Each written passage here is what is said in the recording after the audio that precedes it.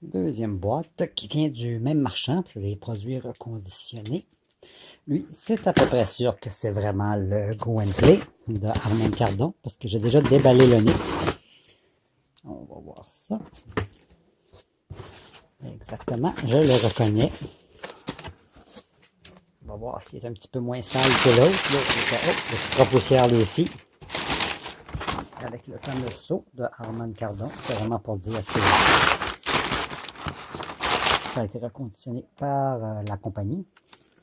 Donc, ils ont même recollé la boîte. Donc, petit problème.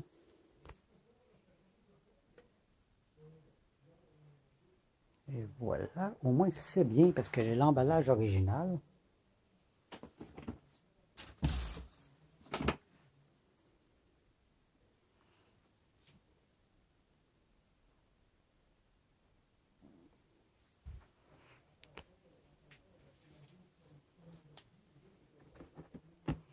Sûr que je ne pourrais pas faire le test de son aujourd'hui parce que, bon, j'entends parler mon voisin, fait que j'ose même pas imaginer avec la musique. Je pense que les gens ne m'aimeraient pas beaucoup.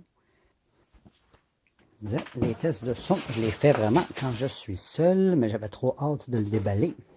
Donc, le test, je vais vraiment faire tous mes tests de son en même temps, puis peut-être même les comparer les uns aux autres. C'est là qu'on peut voir le mieux le son quand on les compare. Celui-là, j'ai les fils, on voit que c'est plus récent comme modèle, juste par la sorte de prise de courant. Et voilà.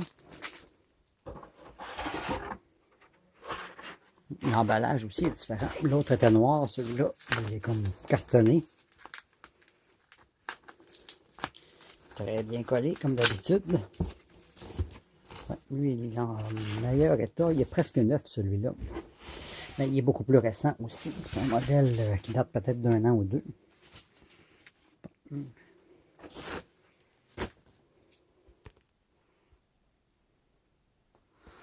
Il est vraiment lourd, c'est surprenant.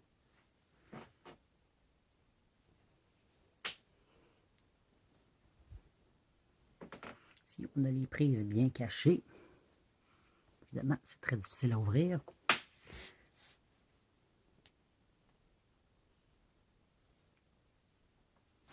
D'après moi, c'était ça son problème. C'est des reconditionnés. Puis, on a vu la petite vis. Ça devait être ça, le défaut de manufacture. Ils ont vissé une petite patte. C'est tous des produits qui ont été ramenés au fabricant et qui ont été reconditionnés. Donc, il me semblerait que le problème, c'était vraiment la patte. Il me semble vraiment dans l'état neuf, mis à part ça.